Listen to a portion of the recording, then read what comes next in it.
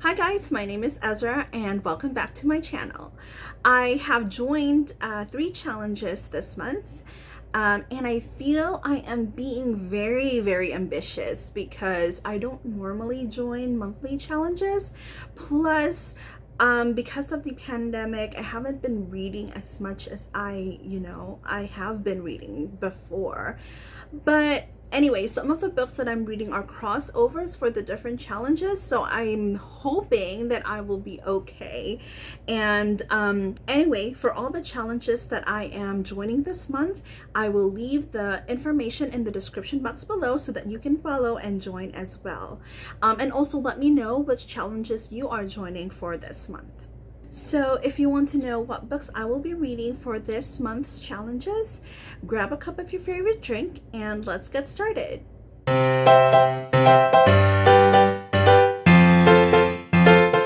So the first challenge that I joined for this month is October, hosted by Kim at Kimberly Faye Reads on Instagram. So this challenge is simple: read as many arcs as you can for the month of October. So this challenge runs from October 1st to the 31st. And there is also a bingo card for this challenge. So it's already halfway through the month, and when I started filming this video, so I've already read 3 arcs, which is actually pretty good considering that I'm a very slow reader. So I decided to select a TBR and following the bingo card. I normally don't have TBRs because I always don't follow through. And I've noticed that every time I write a list of books that I will be reading for the month, for whatever month or for whatever challenge, I end up only reading 1 or actually not at all. So I'm actually pretty good because I read 3 already, and I kind of selected which ones they would fall under in the bingo card. So the first book that I will be reading is A Rake's Guide to Seduction by Caroline Linden. This will fall under the oldest arc that I have, and this was actually published in 2008 but was reissued in 2017, and that's where I got the arc from when it was re-released in 2017, and I got it on NetGalley. So this book already has an audiobook available, so I already borrowed the audiobook from the library, so I'm gonna start reading that soonish. Hopefully I will be traveling next week, so that will give me time to listen to audiobooks on my commute to work. This book is a second chance romance, and the heroine is a widow, and the hero becomes a rake because of what the heroine did. So I believe they were sweethearts when they were younger, and the heroine's mother interfered and decided that she would marry someone else. She was forced to marry someone else, and now she's a widow, and now it's their second chance romance. So second chance romance is my catnip, and I absolutely would love to read anything second chance romance. So that's why I decided to pick this, and coincidentally it was also the oldest arc that I have.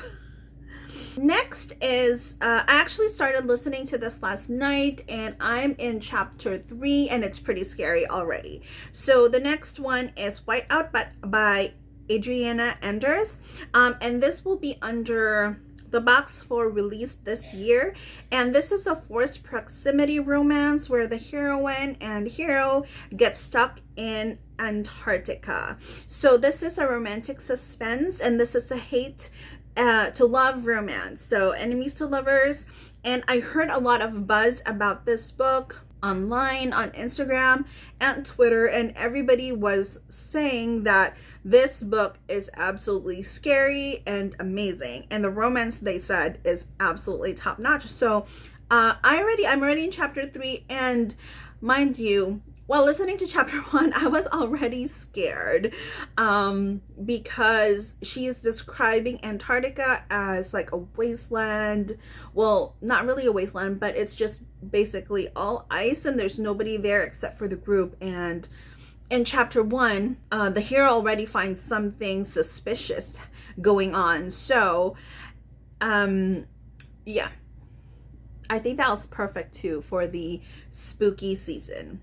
So the third book that I am reading, or well, I will be reading, is Beauty Tempts the Beast by Lorraine Heath. This will fall under favorite author, and this is actually a Beauty and the Beast retelling, or inspired by Beauty and the Beast. And the heroine is a lady, and she's working at the unicorn. I think it's the Mermaid and the Unicorn. So this is the pub that the heroine in book 2 owns. So the heroine in book 2 marries a duke. And anyway, I absolutely love the book. So this book really is, again, another of my catnips. It's not because it's a Beauty and the Beast retelling. Well, yes, it is. I love Beauty and the Beast. But it actually falls under the, oh gosh, I forgot what it is. So anyway, it's the, you know, where the babies, so any bastards or illegitimate children are given to these women to raise. And, oh yeah, baby farming. So it's called baby farming. And I saw this in one of the documentaries on Netflix a few years ago, and it was horrifying. So baby farming, basically the aristocrats or people who cannot or will not raise their illegitimate children, they will give them to these women. I believe it's women. They didn't necessarily say it was men or women, but these women to raise, and they'll give them money. But because these women are in a low-income neighborhood, usually in St. Giles, and kill the children. So that was really interesting. And you can see these are the true love children. So their mother, because of her circumstances, has committed those atrocities as well, but she decided to save 5, I believe it's 5 children. So these are their stories. I didn't like book 3 and 4, I think, of this book, or of this series, and so it really took me a while to pick this up. So I decided to pick this up now for this challenge anyway. So the 4th book that I will be reading is Love is a Rogue by Lenora Bell. I actually started reading this already, but I haven't moved further than chapter 5, I think. So I actually like it. It's really sweet so far. This is an opposite attracts romance, and also a social disparity romance. So the heroine is a lady, but she is also a blue stocking and does not want to get married. So she actually is writing a dictionary. No, so she loves to use archaic words, and that's what she's creating, a dictionary. And the hero is a carpenter. He's actually a ship's carpenter for the Royal Navy, and his father is the Duke. The lady's brother is a Duke, and he is the Duke's personal carpenter, and they're remodeling something in their estate. Oh, and this is going to be under the newest ARC box for the bingo card. So next is actually, the next 3 books are books that I've actually read already, and I finished reading them. So I only have 4 more books that I need to read for this challenge. I hope I can finish them by the end of the month, and if not, I'm okay with that. So the 5th book that I've already read is Secret Crush Seduction by JC Lee. This is going to be under the New to Me author box, and this is a brother's best friend romance, and also a forced proximity type of romance. And this is also from an author of color and an own voices romance. Unfortunately, I gave this 2 stars. I did not like it. It was written really well. I like the romance fairly okay. The romance is okay, but I really had issues about the full plot of this. There's a conflict in this book that I really had issues with. I don't know if I want to even read book 1 or continue on with the series. So the 6th book that I have already finished is Magnate by Joanna Shoop. This is under the 4-star ARC box for the bingo card, and this is a forced marriage romance, and it features a starchy hero and an independent heroine. So this is actually book 1 in her Knickerbocker series, and I'm also doubling this for the Fall for Joanna Shoop challenge that I'm also doing this month. I'll talk about that later, but Anyway, the heroine proposes a bargain with the hero because she wants to start her own investment firm. And I really like it. This is a Gilded Age romance. This is a historical romance. And I initially did not read this book because I hated the prequel novella Tycoon that I read. That years ago when it came out. So I was really excited, and I kind of lost. I was excited for this series because I really, really love the Gilded Age. One of my favorite books is a Gilded Age romance. And so I was excited that there was another Gilded Age romance, and you know that's a very rare subgenre of historical romance. I decided not to read it because of that first, you know, prequel. But I read this, it was on audiobook, so I absolutely love it. It gave me a lot of Lions and Lace by Megan McKinney vibes, and I'll talk about this later. But I loved it. I gave this 4 stars. And the 7th book that I read is Scandalous Deal by Joanna Shoop. Again, this is a crossover to the Fall for Joanna Shoop challenge. And this is going to be filed under genre I don't read often because I haven't been reading a lot of historical romances in the last couple of years. So I'm going to be counting that as genre that I do not read often. Anyway, so those are the 7 books that I will be reading for this challenge, and I've already read 3, so I'm excited. And this really gives me a lot of hope that I'm not a failure at all for following monthly challenges. So and this is a real reason why I avoid monthly challenges, because I normally don't finish. Anyway, let's go to the second challenge that I will be participating. So the second challenge that I am joining for the month of October is the Fall for Joanna Shoop challenge. And this is hosted by Kelly at Bookish Kelly and Dana at To All the Nerdy Girls. She also has a YouTube channel. They are hosting this on Instagram, and they're doing buddy reads, group buddy reads, and we are also doing group discussions.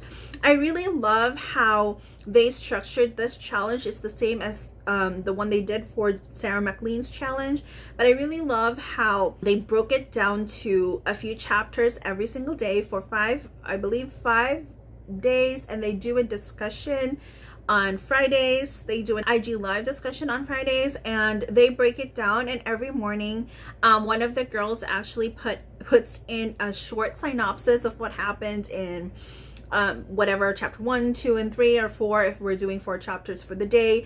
And it really helps bring up discussion and helps me remind what the plot was about, because I don't really write notes when I read books. I don't write them down, and sometimes I do forget certain parts of the plot, so that really helps for, you know, moving the discussion forward. So I really like that. So anyway, I've already read a few of Joanna Shoop's books, so I'm going to show that here, somewhere here, and so I'm not counting those that I've already read, and I've actually decided not to reread some of them so that I can just move on and still participate in the discussions. Again, I've already read 3 books in these Joanna Shoop challenge, and one was Magnate, which was 4 stars, and I'm also going to counting this as an ARC because I got the ARC, but I decided to get the audiobook. Sadly, this is the only book in the series that is on audio, so I'm really disappointed.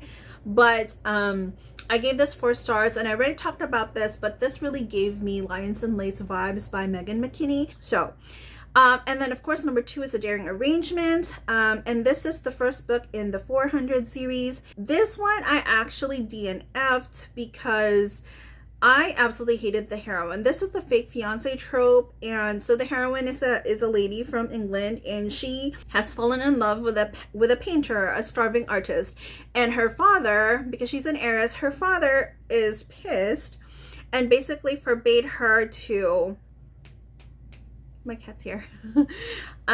So her father basically forbade her to marry this artist, and they were discovered in a scandalous position or situation.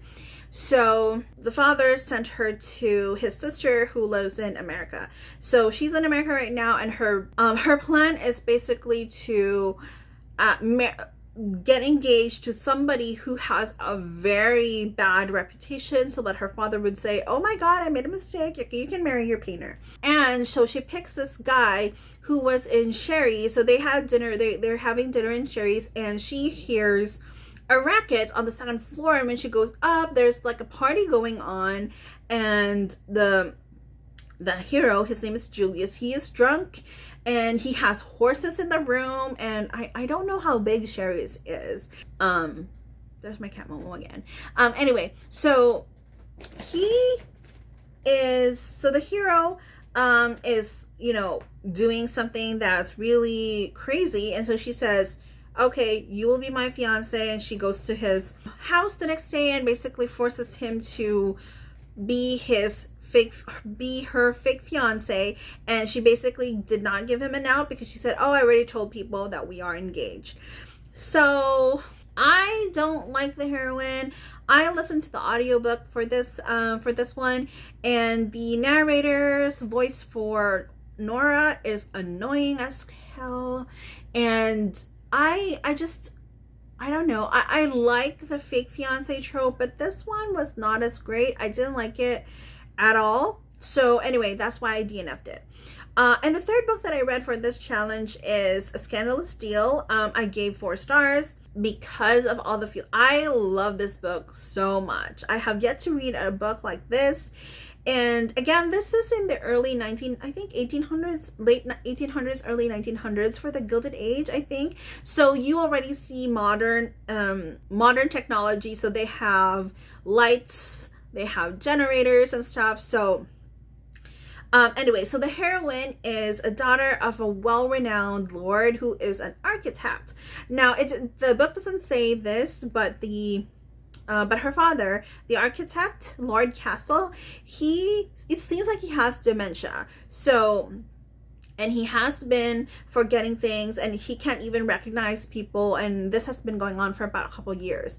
So because they are in dire financial straits, she decides to continue her father's work and be her father's representative without her father being there.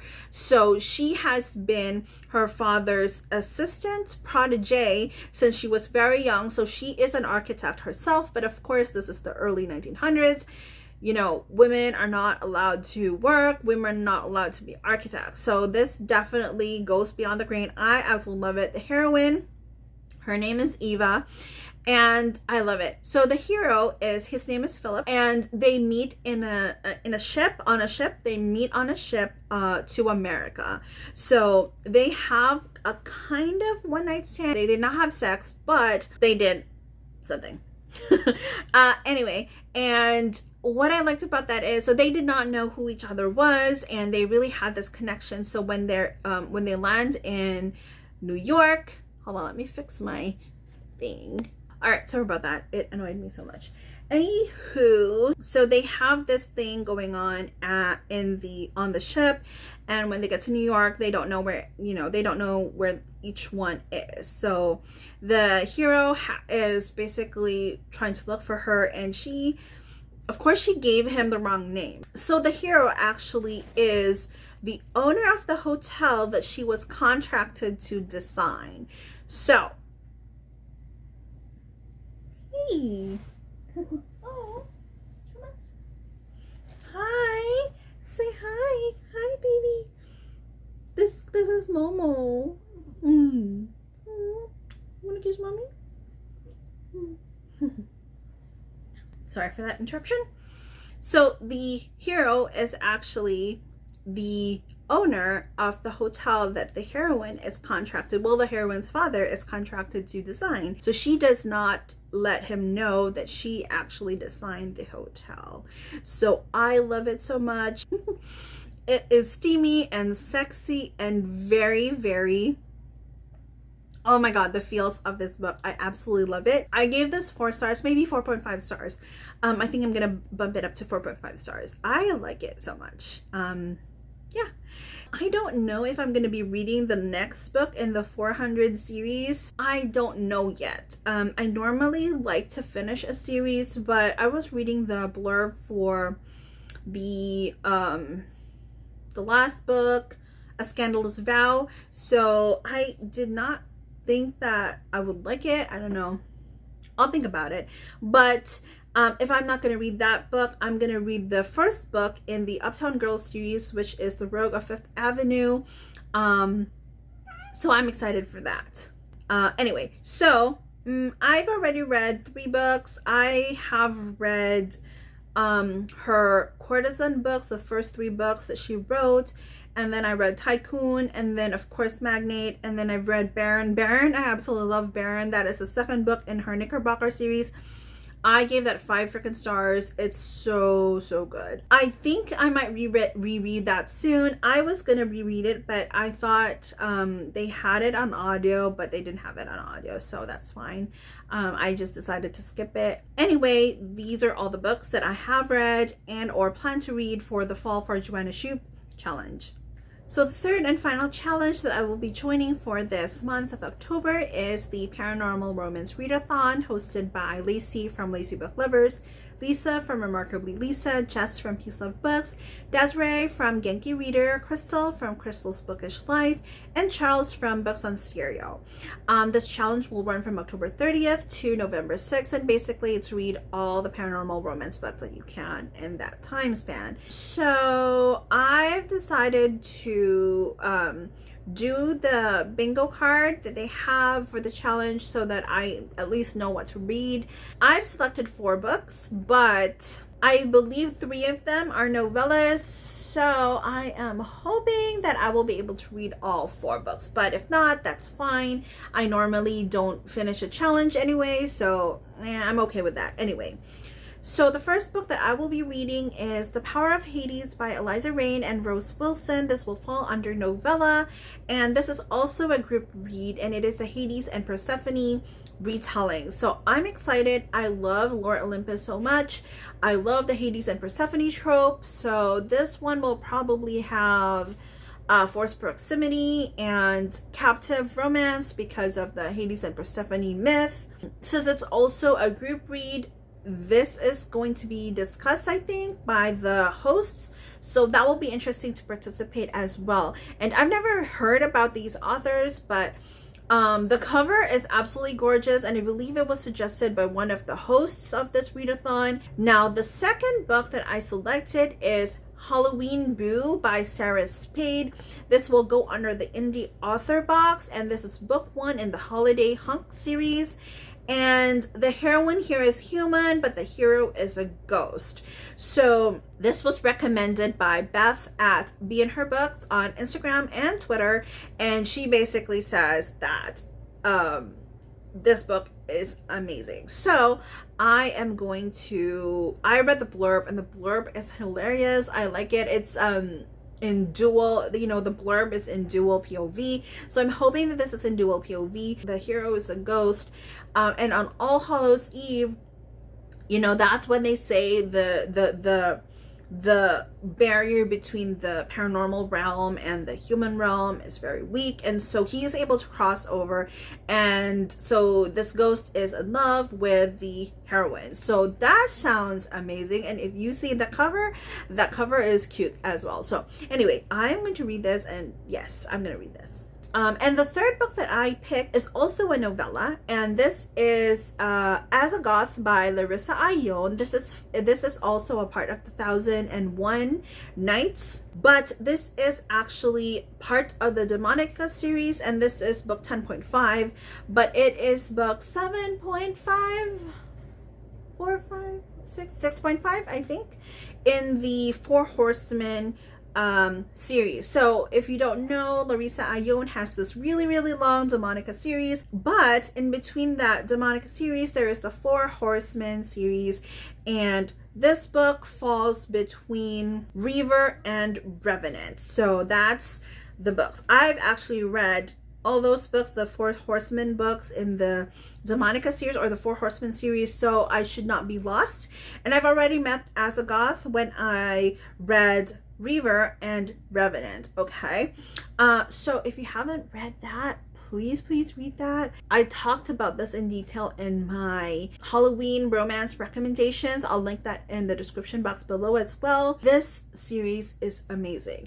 I know that Demonica series is about 15 books already, but I first read, I forgot the title of book 1. Well, I first read book 1 in the Four Horsemen series, and I was not lost. But definitely read the Four Horsemen books that the tiny part of the subset of the Demonica series in order, because plot in that really matters. Now, the other characters of the Demonica series pop in and out in the books, but that's fine because they're really not integral to the whole plot of that series anyway. But Asagoth, that goes between Reaver and Revenant, and since I've already read it, I think I can even just jump in without rereading those books. Now, because I also went to Larissa Anion's website, I saw that she had a few books for free, and I discovered that she has one erotic vampire romance, and it's called Bloodlust, and it's a free novella. It's free on Smashwords. So I downloaded that, and I'm gonna put that under the vampire romance box. I'm not sure what else I'm gonna be reading. I don't think I can handle longer books for the 5 days, but I do have Wolf Song by TJ Klune as my LGBT for my LGBT box. I don't know if I'll be able to get to that because I think that's a longer book, but I saw TJ Klune sum up the four books or 3 books or 4 books that have already come out in anticipation to the latest book in that series, and his summary was hilarious and basically made me want to click it. So I do have it. I don't know if I'll be able to read it during this this challenge, or a readathon, but I'll probably get to that soon. There is an audiobook for that, so I'll probably pick the audiobook too. Anyway, so I'll probably do that if I have time for this 5-day challenge or 7-day challenge. Yes, this week challenge. I hope. Anyway, wish me luck. So that's it for this video. I know I joined 3 challenges. It's pretty ambitious, but I'm hoping that I'll be able to finish at least one of these challenges. And I think that's why for my October challenge, I don't really have a goal of how many books to read. Anyway, if you've made it this far in the video, thank you so much for watching. Please don't forget to like and subscribe, and I'll see you in another video.